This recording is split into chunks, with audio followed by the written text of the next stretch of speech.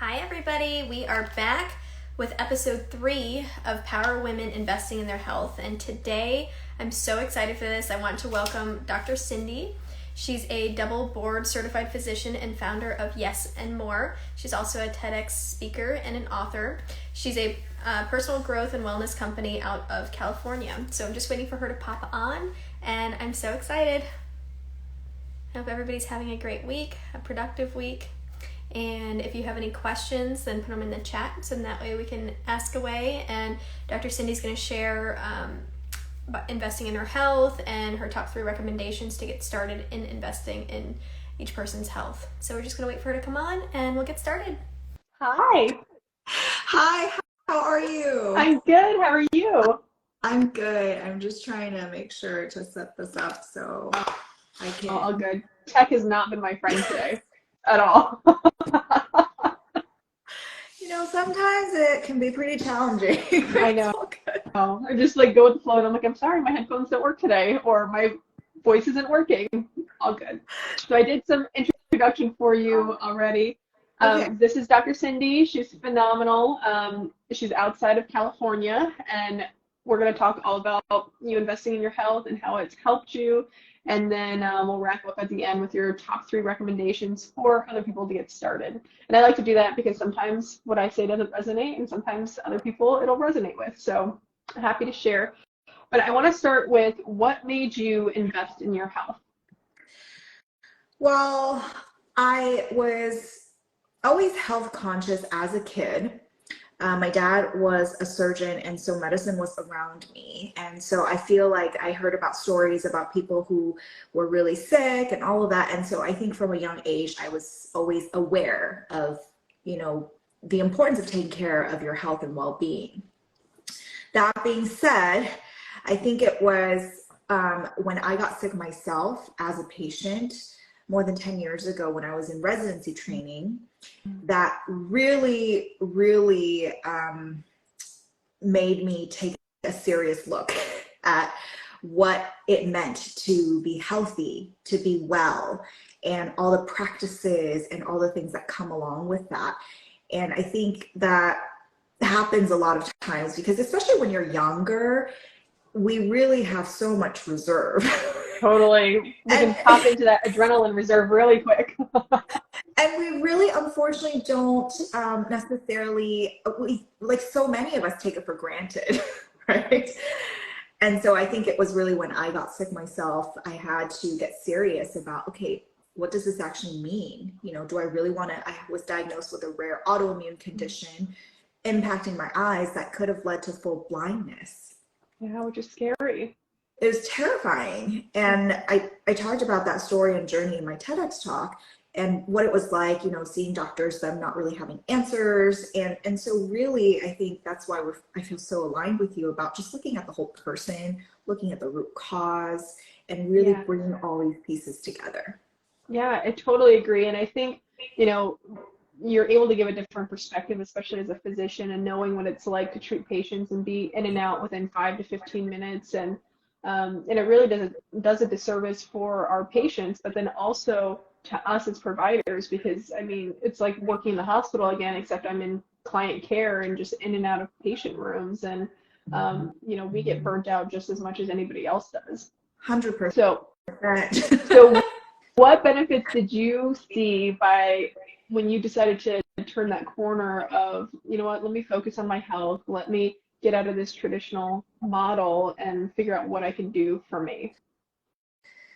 So in terms of the actual steps I took, or what exactly? Like the outcome, like the benefits that you've seen within your health by investing, and then also in your business, how has it impacted your business by putting your health first? Yeah, it's so important because when I saw that when I brought in all these different pieces, when I started working with different people and really assembled my own team, my own healthcare team to help me stay healthy and well, I was feeling so much better. I had a lot more energy. I was able to focus more, more mental clarity. Just a lot of other symptoms kind of went away. And I think especially when you're a busy female entrepreneur, Yeah. you really need to be at the top of your game. Mm-hmm. And I think that a lot of times as entrepreneurs, we're high achievers, we're visionaries, and we have this innate capacity and drive to push through. Yep. Right? But it's not sustainable. And I think I definitely notice a difference from, you know, are you in that hustle? Are you pushing yourself? Are you overdoing it? Right? Versus when you're actually really feeling good, mind, body, spirit, you're a lot more grounded and calm and relaxed and focused. And that energy is subtle. There's a subtle difference, but people can sense it. And so I think it's so important to take care of yourself first and foremost. And it really helps you show up so much better in all areas of your life, not just in business, but also in life, in your personal life. You know, I think especially as modern women, we play so many different roles, right? In terms of not just being a successful career woman, but also as a mother, as a wife, a partner, a daughter, a sister, a friend, a mentor, like all of these things. And it requires a lot from you. Yeah, it does. Mm-hmm. It totally does. And I'm glad that you highlight that. And I see this, especially with like the entrepreneurs that are moms, it's really easy to get sucked into business life and mom life and wife life. And then what's left is like, you're sitting in a corner like, okay, what am I supposed to do with myself? And a lot of times it's put back into work because that's, livelihood and, they enjoy doing that. Whereas, my husband and I laugh because he can tell when I start getting irritable. He's like, all right, you need some time for yourself. You need some self-care time. And a lot of times it's not being conscious of, okay, I'm reaching my capacity where I need to take care of me versus taking care of everybody else. I think it's also interesting. I just want to put this in there here because I see this with clients a lot, where a lot of times I think there is also this innate drive because in business, a lot of the accomplishments are more tangible in a sense, right? Yep. You can be like, look at your spreadsheets. You can be like, oh yeah, we hit our sales goals and, we signed this number of clients. We did X, Y, Z, which is nice to have that benchmark and those numbers and that more, I guess, more data driven, right? To have that validation in a sense. Totally.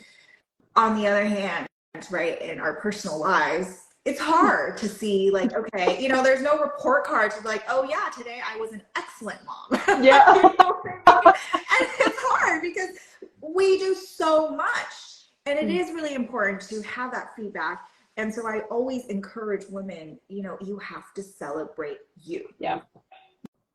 Don't wait for someone to compliment you, to acknowledge you, to validate you, to see you, right? Yeah.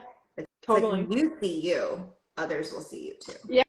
Yeah, and it drives the sense of confidence with that too, and joy and happiness. One of my driver questions that I ask people is, "Are you happy?" And I hear this like pause, and then I get an answer of like what they think I want to hear, and I'm like, no. Like I hear the pause, like, "Are you actually happy?" And a lot of times people aren't. And so I think you have a good point: is celebrating yourself, celebrating your wins, celebrating you as a human being and as a woman, and finding things that are tangible and being able to celebrate, like, okay, I've had energy for, I haven't had that mid-afternoon crash Monday through Friday or Monday through Sunday from 2 to 5. That's taking basically a week out of the month of productivity for me. Like, I don't have that anymore, and celebrate those. And I think too, people get caught up on, they forget how they used to feel, and then their newer symptoms or newer things that they have is like the big highlight of it, and not celebrating those small wins along the way too. Yeah, and a lot of times I think people forget that every little bit counts. Sometimes, when you're stuck, when you're sick, I went through that whole experience, and the one thing, all you want is that quick fix.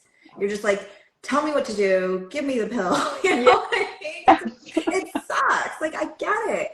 But I also remind people, like, even though it may seem like it was a sudden change, it really accumulated over time. Mm-hmm. And so when we're looking at behavior health changes, right, building these healthy habits, changing your lifestyle, your diet, it's also not going to be overnight. Yep. But those little shifts, the little steps that you take, just before you know it, you're going to look back and just see this giant leap that you've made. Yeah, it's like the compound interest of your health. Yeah. Which I love. And I'm glad that you bring that up for people to hear, because that's what I get a lot too, is like, oh, I have to do everything now. And it's that analysis paralysis of like, oh my gosh, like, how am I going to do all this stuff? So I'm glad that you brought that up too. So for our listeners, what are your top 3 recommendations to get started in investing in their health and really make their health a priority? And I like to ask everybody this question because everybody answers it so differently. And I want it to align with at least somebody or everybody. Oh my gosh, only 3 things. Your top 3. Top 3 recommendations for helping people like to start investing in your health. Yes. Well, I think about it. I think I like to break it down to like super simple things and then things that, you know, maybe take a little bit more time. Mm-hmm. So I think it's important to integrate all of these things that, however it makes sense in your current season of life. Mm-hmm. I think it's important to have simple practices like making sure you're drinking enough water, Yeah. right? Yeah. That you're taking breaks in your day, just being really mindful about taking breaths and all of those things that are super simple self-care practices that I teach clients all the time to really help them stay grounded and well. So I think that's number 1, really having simple self-care practices that you can do regularly. I think the second one would be definitely investing in your education and increasing your knowledge about health and wellness, because there's so much information out there, and I think and it can be really overwhelming, right? You're like, oh my gosh, I have no idea where to start. And so I always say, just like pick 1 or 2 people who, you know, you see their content, you're like, oh yeah, that makes sense to me. And just start to, you know, follow along and learn, and just, you know, you're going to gain nuggets. And I think all this is really to help you with just gaining more awareness for yourself. Totally. Because every body is different. Yep. And the things we need are different, right? So I think that's really key. You have to first also understand like what else is going on, right? And then connecting that to yourself. And then the third thing is most definitely investing in a team, having a coach, a mentor, specialist, like people who have your back, people who are experts, people who know what they're doing, people who can really provide a space for you to explore and to help guide and support you on this journey. You know, there's no way, even though I'm a physician myself, like there's no way I could be here without my healthcare wellness team. Yeah. And I actually, I'm going to post, I just filmed a reel recently that I'll share later in the week. I went to lunch with a friend, and he was so surprised to hear that I have a therapist. And I was like, what do you mean? Of course I have a therapist. And I also have multiple coaches and doctors and wellness practitioners who I see on a regular basis. Totally. I agree. You know, like we can't do this alone. We're not meant to do this alone. And so I think that is also really, really important. And I understand, like, depending on where people are at, you know, sometimes there are limitations, time, resources, whatever.